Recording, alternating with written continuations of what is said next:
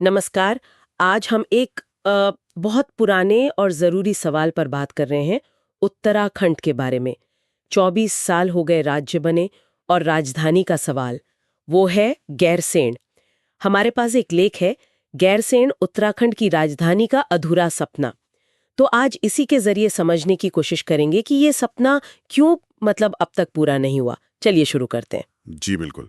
और ये सिर्फ एक क्या कहते हैं, शहर का नाम तय करने की बात नहीं है। बिल्कुल। जैसा लेख भी बताता है, ये उत्तराखंड की पहचान से जुड़ा है, पहाड़ों के विकास से, और वो जो राज्य आंदोलन की आत्मा थी उससे भी। हाँ, तो शुरुआत में सपना तो यही था कि राजधानी पहाड़ों में हो, मैदान में नहीं। और गैरसैंण का नाम आया क्यों?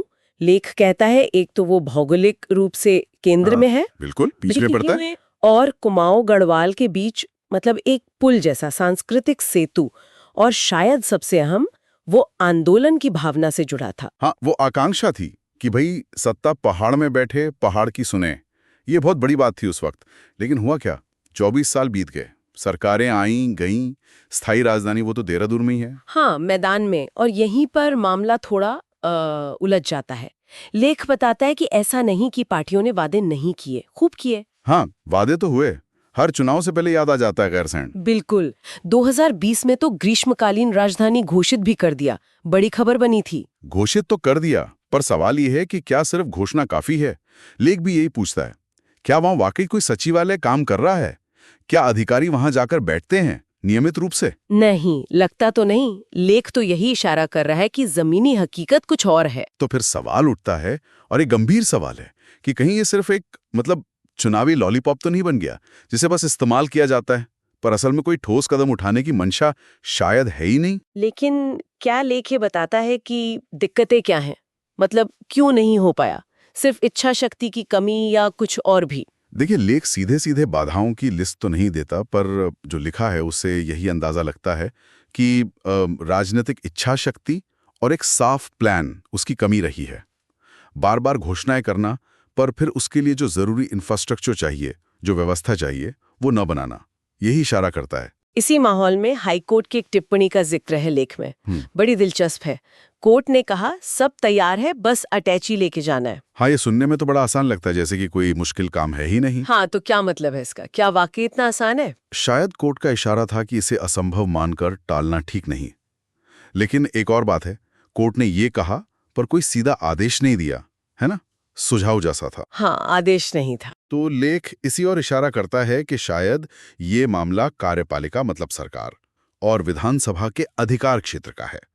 न्यायपालिका एक हद तक ही जा सकती है। अच्छा, ये संवैधानिक सीमाओं की बात है। जी। और इसे अगर हम थोड़ा और बड़े नजरिए से देखें, तो राजधानी कहाँ है, इसका असर सिर्फ प्रतीकात्मक नहीं होता। आप विकास की बात कर रहे हैं? बिल्कुल। लेख इस सवाल को भी उठाता है, जब सारी नीतियां, सारे बड़े फैसले देहरादून जैसे मैदानी शहर से होते हैं, तो क्या दूर के पहाड़ी जिले जैसे पिथौरागढ़ है, बागेश्वर है, चमोली, उनकी जो खास ज़रूरतें हैं, अच्छी सड़कें जो हर मौसम में चलें, पास में अस्पताल, इंटरनेट, क्या उन पर उतना ध्यान जा पाता है? बात तो सोचने वाली है। शायद राजधानी पहाड़ में होती तो ये जरूरतें ज्यादा सामने रहती। हो सकता है, कम से कम नीति बनाने वालों के ज़्यादा करीब होती। और अब लगता है कि ये मांग सिर्फ पुरानी याद या भावना नहीं रह गई है।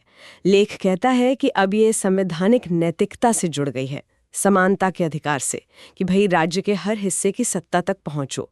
और राजनीतिक जवाबदेही का सवाल भी बन गया है। सही कहा। अब लोग सिर्फ वादे नहीं सुनना चाहते। लेख में कुछ लोगों की प्रतिक्रियाएं भी हैं। जैसे कोई कह रहा है कि ये 24 साल की निराशा है, कोई कह रहा है अब तारीख चाहिए, तालियां नहीं। हाँ, अब चेतना बदल रही है, लोग हिसाब मांग रहे हैं। जी, पहले जो एक भावनात्मक मांग थी, अब वो अधिकार और गवर्नेंस का सवाल बन गई है। तो इस स्थिति से निकलने का कोई रास्ता? लेख में कुछ समाधान सुझाए गए हैं। हाँ, कुछ सुझाव दिए गए हैं। जैसे सबसे पहले तो एक स्पष्ट टाइमलाइन हो, सरकार बताए कि कब तक ये होगा। एक डेडलाइन। बिल्कुल। और गैरसैंण में सिर्फ नाम का नहीं, बल्कि सचमुच काम करने वाला स्थायी सचिवालय बने, अधिकारी वहां रहें, काम करें। और सबसे जरूरी, इसे सिर्फ ग्रीष्मकालीन या आधा अधूरा नहीं, बल्कि पूर्णकालिक असली राजधानी बनाया जाए। ये तो हुए समाधान के सुझाव।